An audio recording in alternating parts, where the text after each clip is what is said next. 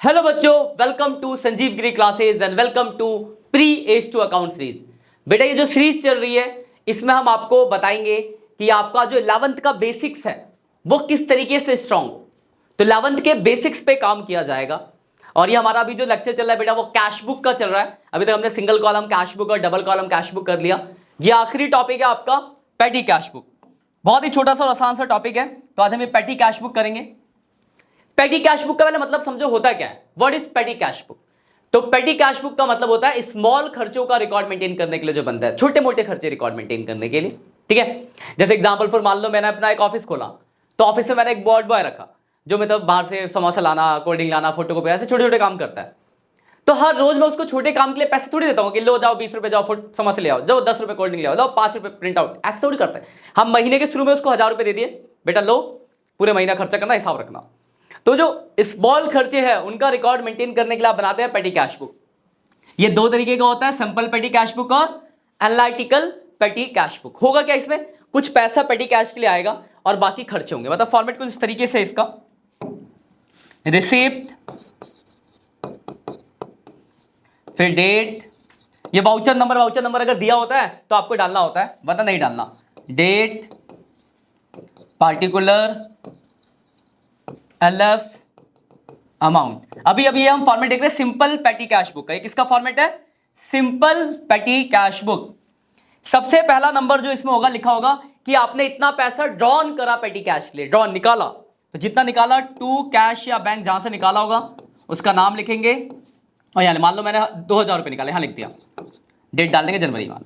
फिर बाकी डेट और बाकी खर्च होंगे, जैसे by rent, by salary, by carriage, ऐसे छोटे छोटे खर्चे, मतलब 200, 300, 100 ऐसे खर्चे होंगे।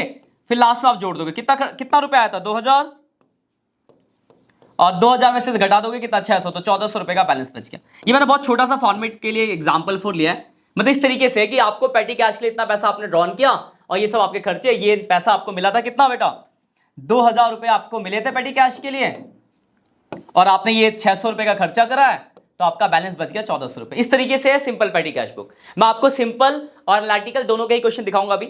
मतलब मैं आपको कॉन्सेप्ट समझा दूं किस तरीके से। एनालिटिकल में क्या होता है, इसके आगे कुछ कॉलम्स बन जाते हैं, इसका आगे से, और हम एक्सपेंसेस को एनालाइज करने के लिए कॉलम बना देते हैं। कैसे बनता भी दिखाता हूं मैं आपको।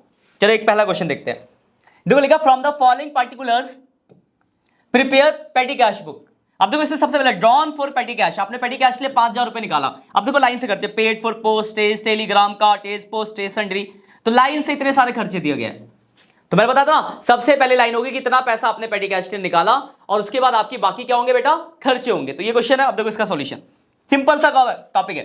तो देखो टू बैंक कितना पैसा निकाला, 5000 रुपए, लिख दिया। फिर लाइन से सारे खर्चे आपने लिख दिए, पोस्टेज, टेलीग्राम, कार्टेज, क्या सारे खर्चे लिख दिए आपने, ये आपके खर्चे थे इतने।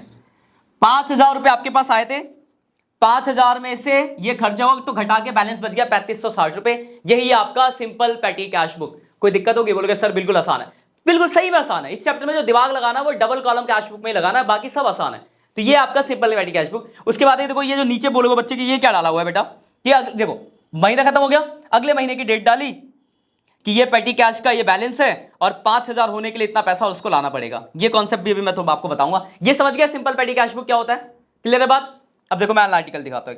अब देखो एक ये क्वेश्चन दिया, एनालिटिकल पेटी कैश बुक बनाना है। खर्च क्वेश्चन ऐसे है, रिसीव फॉर पेटी कैश, और देखो लाइन से खर्चे, सब खर्चे, मेट्रो, कार्टेज, पोस्टेज, वेजेस। अभी देखो इसका फॉर्मेट देखो, यहां तक देखो, पहले यहां तक, उसको बाद में देखेंगे।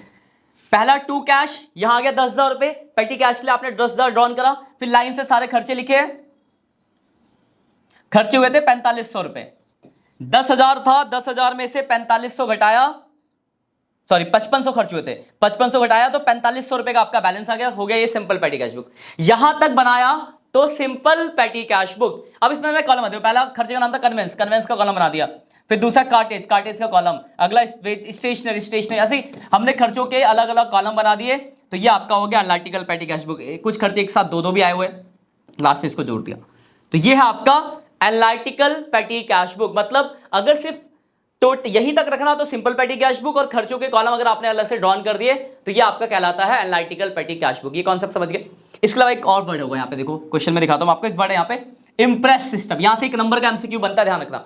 3 नंबर का क्वेश्चन आया ना आया, पर 1 नंबर का एमसीक्यू जरूर बनता है इंप्रेस सिस्टम के बारे में। बाकी 3 नंबर में आएगा तो या तो सिंपल पेटी कैश बुक आएगा या फिर एनालिटिकल, दोनों मैंने आपको बता दिया है।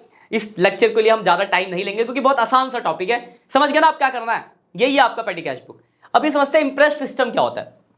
तो बेटा इंप्रेस सिस्टम के बारे में थोड़ा सा आपको बता दूं। इंप्रेस सिस्टम का मतलब ये होता है कि we are maintaining a fix amount for petty cash. Suppose करो मैं पेटी कैश के लिए 10,000 रुपए मेंटेन करता हूं, तो मैंने इस महीने लड़के को 10,000 रुपए दे दिए, हो गया, पूरे महीने उसने खर्चा किया, सीधी बात है 10,000 तो खर्च करेगा नहीं, कुछ कमी करेगा। मान लो उसने 7,000 रुपए का खर्चा किया, 7,000 का उसने एक्सपेंस किया, तो उसके पास 3,000 रुपए का क्या है बेटा, तो बोलोगे सर 3,000 रुपए का उसके पास बैलेंस है। अब अगली बार क्वेश्चन ये होगा, आपसे पूछेगा कि बताओ अगले महीने कैशियर को कितना पैसा देना पड़ेगा, तो कितना देगा कैशियर, बोलोगे सर 7,000 रुपए, क्योंकि 10,000 तो मेंटेन करना है। तो मतलब जितना आपका एक्सपेंस होता है उतने ही पैसे कैशियर ड्रॉन करता है पेटी कैश के लिए। तो यही आपका इंप्रेस सिस्टम, यहां से आपसे क्वेश्चन पूछ सकता है। तो याद रखना इंप्रेस सिस्टम का मतलब है कि fix amount, we are maintaining fix amount for petty cash.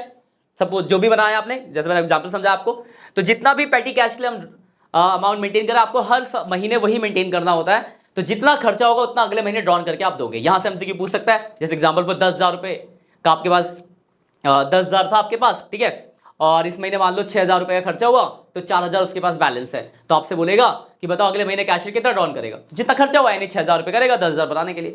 तो इस तरीके से आपका एक एमसीक्यू बन सकता है। तो याद रखना ये जो टॉपिक है इस चैप्टर में, सिंगल कॉलम कैश बुक आसान है, पेटी कैश बुक भी आसान है। याद रखना सिंपल और एनालिटिकल है। मैंने 2 क्वेश्चन आपको दिखा दिए, इसको कर लेना कि आपको एक बार फॉर्मेट दिमाग में कि हाँ इस तरीके का फॉर्मेट है। जो मेन फोकस करना है वो बेटा डबल कॉलम कैश बुक है, और वो एग्जाम में डेफिनेटली 6 नंबर का आएगा। तो डबल कॉलम को अच्छे से कर लेना, काउंटर एंट्री को अच्छे से याद रख लेना। इसी के साथ आपका ये चैप्टर खत्म होता है। फिर भी अगर आपको कोई डाउट है इस चैप्टर में, कुछ रह जाता कि सर हमसे ये नहीं हुआ, तो आप मुझसे बोलो, मैं आपको टॉपिक कमेंट सेक्शन में बता देना, मैं आपको टॉपिक रिवीजन में करा दूंगा, ठीक है ना। मिलते हैं बाकी नेक्स्ट लेक्चर में नेक्स्ट चैप्टर के साथ। इसी के साथ आज की क्लास को हम खत्म करते हैं और चैप्टर को भी खत्म करते हैं बच्चों। Bye bye. वीडियो अच्छी लगी तो दोस्तों के साथ जरूर शेयर करना। बाकी मिलेंगे आगे फ्यूचर में अगले चैप्टर के साथ। Bye bye.